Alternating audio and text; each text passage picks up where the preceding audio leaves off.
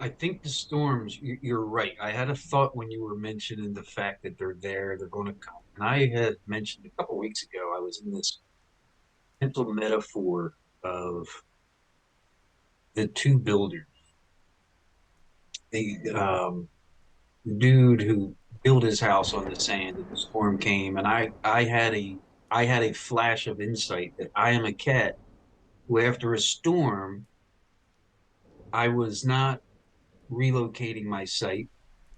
I was not scrutinizing my building material. I was just picking everything up right after the storm and cobbling the shack together exactly the way it was and not letting dad build the house, the site. Yeah. Like I was rebuilding and cobbling it together. And most of that is because of fear. Because what you're saying with the story of the Israelites and Caleb and Joshua was they chose to see something other than exactly what is. And we invite fear when we take one of two perspectives. The first perspective is we look exactly at what is, what our circumstances are right now, and we judge those circumstances right now and go, oh, this is bad. And it makes our sphincter pucker up and it puts us in crisis mode. And before we got into As a Man Thinketh, I had said, well, this now, this current thing we're experiencing right now is byproduct of how we have been thinking and comporting ourselves prior to this. So, like the current circumstances are more like a report card on here's how I'm thinking. And as I am realizing that this has to be exclusively unseen, it has to be a faith that is looking out into the promised land, hearing this faint promise of God that's saying this set of circumstances you see is not the reality I see. My children in their land. I see this thing and you have to go get to it. If you don't do it, you don't get the power. You don't get the power to conquer that and do that if you don't do it. I don't think they were any more powerful than the other ones. They just were seeing or choosing to Yep. manage between their ears a little differently. Yep. And they saw instead of what is, they saw what is to be, and that is such a gigantic jump. And it's work, but it's good work. It's like your faith work. It's to anchor Yeah. that down. But this is where feelings come back in because your feelings are literally giving you a live barometer of your current energy state, current emotional state, your vibration, your mood, like, and that can be embraced and managed and manipulated if you're aware of yourself enough. And so a lot of this for me is driving back, and I know I sound like a broken record, but it's coming down to how does this thing feel to me? How does it feel? Yeah. Is it making it feel like this is my peace? This is scary path because I'm on a scary path. um, I write every day. I don't like rehearsing negative things, but every now and then I have heard out these pretty shitty moods and these pretty shitty um, patterns in my thoughts. And one of the ways I combat them is I really start writing down what I believe versus what I'm feeling right now. And then Yeah. as I do that, I can start calibrating how I feel because I can start taking tension and pulling tension out of my situation because I'm seeing it with a bank balance. I'm seeing it with not this thing that Yeah. I want. Like when I'm seeing that, it changes how I manage this. So when I can pull energy out of what I'm seeing and I start applying faith over it and I start journeying into the unseen kingdom, I literally within 5 minutes, 10 minutes, if I sit quiet, I can literally disband that type of energy if I'm mindful Yes. of it. That's right. And I can move into a better feeling place, which is now Yeah. it's making my head cleared out to make the next. better set of decisions. So, Dude, totally agreed. It's like the emotion, absolutely. Our feelings are like you said, it's like a report card of what's going on. I mean, okay, we all have bad days. Okay, last night I didn't sleep. You don't sleep, you wake up irritable. You're horrible, okay, horrible. that's normal. We're human. But we're talking about our general state of mind and our general state of emotion, our emotional stability in general. When I get in the mood I was last week, anger becomes the byproduct, and I start snapping on everybody, and everybody's an annoyance, and everybody is an irritant, and I'm cursing, and I'm not. Whoa, whoa, whoa, whoa! This is not shalom, man. What's going on? And I trace it right back to what I'm thinking. I love what Einstein said, man, and apply it to the house building concept or verse. He said, we cannot ever hope to solve our problems using the same mode of thinking that created them in the first place. Yeah, you got to get out Boom. beyond that. Yeah. And I go back into this, and not circumstantially, meaning, okay, now I'm a rich man instead of going through. No, I'm talking in terms of the character, in terms of growing as an individual. Each time I go back into a similar situation, I go back into that same mode of thinking. And each time is a brand new opportunity to let him set us free from that. In other words, I see this situation now I'm going through with the job. This is a perfect example, Eric, of, all right, let's see what dad sees instead of what I'm saying. This is that chain in that storm, and grow through this to be free and go through it in a totally different way, because the thinking is going to change when you're actually going through the storm in the situation, not when everything's great. When I'm not, money's coming in, the job's secure, why am I worried about it? My thing, everything's great. But as soon as everything's on the line, and oh my gosh, man, I could be broke in 6 months. What am I going to do? Blah, blah, blah, blah. All the thinking comes back from just as it was 10 years ago, 15 years ago, 1 year. Well, when's the cycle going to break? I want to be free of that, man. I want to be free of that more than I want more money and another job. Yeah, I hear you. I want peace. Well, the storm is where it happens. I can't see it any other way. How else will it get to us? Right. How else? It's a hard piece to just swallow down and choke in, but it's part of the program. Like it's not. I think it's futile to build a fluffy life that steps aside the storms or pretends that you're going to be able to cobble together a life philosophy that eliminates storms. Man, they're part and parcel of growth. I don't know that growth comes without pain in any capacity. And I think that's why a lot of people, like James Allen said, they are desperate to change their circumstances, but they are want to change themselves, and therefore they remain bound. It hurts, and you have to go through some form of discomfort to get from here to somewhere else. And that is why, Mark, I believe it's so easy to go back to the familiar, because you start growing, and then somebody twists your nipples, and you're like, I don't like that. I'm going back to here where people aren't twisting my nipples. That's not good. That's right. And so as soon as the punch comes from growth, or the challenge comes, or you have to stand naked in a mirror and look at yourself and go, I don't have anyone else to blame here except this wrinkly sack who's sitting in the mirror. Like, he's the guilty one. When you're doing that, that's where the growth choice comes, because it's either a retreat back to comfort, back to familiar, back to, I would rather be miserable here but feeling like I know what happens tomorrow, than trying to liberate and not being able to connect all the dots.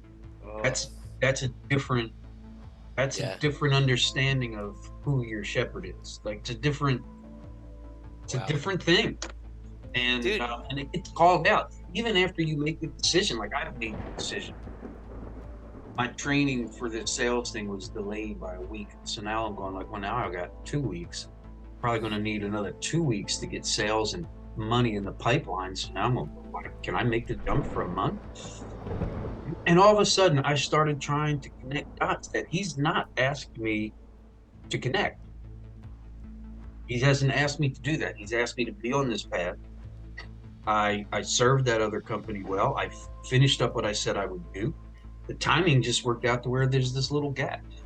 And this morning, I had to get up after that Zoom meeting because my mind was just racing. I had to go out and I took a walk in the woods for about an hour and a half. It was just like, this is the thing I need to do right now because I can't afford to stew in these. It's almost like two polar opposite ideas. Like, go serve people's souls and go build a coaching company and make money because you got to pay your bills and just went up. But that wasn't the plan. Like, he's already whispered the plan to me. I've seen it and I started moving towards it. And I feel my old temptation that I can sniff out as I have a tendency to renegotiate the plan once we've set the plan and it starts getting a little bumpy. I kind of want to go back and renegotiate. And this is where I'm realizing, like, well, you don't renegotiate, man. So even though you're on the right path, Yeah. there's going to be these bumps and there's going to be these titty twisters, man. They're going to hurt, and you're going to have to grow. You have to grow through them. You have to get support. You have to have a Right. guy you can talk to on Tuesday night. You have to have somebody Right. who can hear your heart. Like you need that. And Mark, I know other people need that. There very Yeah. there are people like us who want. Imagine five of us just sitting here, sharing our hearts, kind of going through history and chewing on the word. That's glorious. It's just glorious stuff where you can find some love. You can find some understanding. Somebody else who's like, yeah, I Yeah. kind of get it. I'm feeling it. And I'm walking it. That's right. And the opportunity to just invest that in the others, that's a big thing. Um, But it's got to be more than just paying the bills. It's got to be more oh, than well, just getting by. yeah. Like it's not good enough. It just doesn't make sense, No, dude. no, If that is life. but it's all true because look, bring it back to you've been talking about that a lot in our most recent conversations. The builders, the house being built by him. It's stuck up in my the, head. It's like an image. the growth thing. Yeshua says it clear. He goes, the ones who hear my word and do it are like the ones that build the house on the sand. When the winds came, boom, boom, boom, the house fell. It was a great fall. But the one who hears my words and does them, he's like a man who builds his house on a rock. And when, not if, the storms and the titty twisters come and they beat against that house, It will. it doesn't fall because it's Right. built on a rock. Like you said, the storms and titty twisters are not optional. That's going to happen. I don't care how good our thinking is. Correct. That's in order for us to grow to that next plateau, we got to go through it. Your favorite psalm, man. Though I walk through, not around or over or That's under, my favorite song. through that valley, which to me is, unless I drink this cup, there's no other way I can grow. Unless I drink this cup, your And will that's be real, done. man. That doesn't. That just. Yeah, I retreat. stood No, the- I'll take that the beer. I'll take stood the beer. hair on my arms up because you think about somebody who metaphysically understood what was going on, and you consider the historic man Christ, the historic man Jesus, and his life and ministry, and knowing that static and the tribulum, that it is par for the course. So I wanted it eradicated. It is. I've squared and made my peace with life that it's going to hurt to some degree, and it's okay. And it's good theology of the heart, bro, because it eliminates any of this rabbit and blabbit theology that we can think our way into great circumstances and avoid no, not at all. It's only the advantage is the prosperity of the soul. Like blessed is the man who uh, who walks in the Psalm 1. Blessed is the man who delights in the law of the Lord. He prospers in everything he does. That, I believe, is a spiritual prosperity he's talking about. I agree. Doesn't mean you're going to be rich Yeah. or be a king. No, David was talking about the prosperity of the soul, the growth, how we go through those circumstances. Now, that does not negate the fact that growth brings us into greener pastures, or it brings us back into the swamp, keeps us stuck in the desert as opposed to the promised land, because we don't allow that storm to grow us and we're not able to receive the blessing that we would get. Yeah. I believe there is a connection there, but ultimately I believe the whole thinking deal comes down to his main priority is our image of him, bearing our character, our spiritual growth, our joy, our contentment, our peace, our humility, all of those things which have priceless value, our other-centeredness, and that's really freedom. I want to be free from all this sick thinking that's held me in bondage most of my life. So yeah, absolutely. Bottom line is we got to go through it, and it's the only way we have the opportunity to break them chains and change those thoughts that are his thoughts instead of ours, and see the promised land instead of the It's snakes beautiful in the desert. because it's all accessible. Like it's all the choice is within reach. Like it's right in everybody's grasp. The choice to just take him at his word, to just say you're doing this thing. Yeah. You said if I seek you and your kingdom, that you'll add all these other things. And today, when I was praying this afternoon, I sat down, getting, these thoughts about money and temptations to stress out, cycle up, and it's all right. And I know that I have a dialogue of truth that I practice. And when I sat down to pray or just get quiet today, I sat down, I just said, Father, and I couldn't say another word. And the thought came to me like, what do you say to omniscience? What do you say to omniscience? Like, what is there to say to omniscience? Like when I sat down, because I wanted to get some time with Dad. I'm like, all right, now I'm gonna talk to Dad and get there. And he's like, all right, Father. And then this reality of who I'm talking to in my heart and mind is, and I'm like, why do I need to say? And I didn't.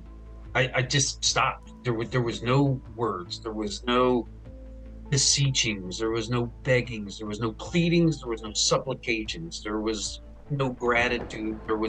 I just sat in his presence, knowing he knows. He's omniscient. He knows.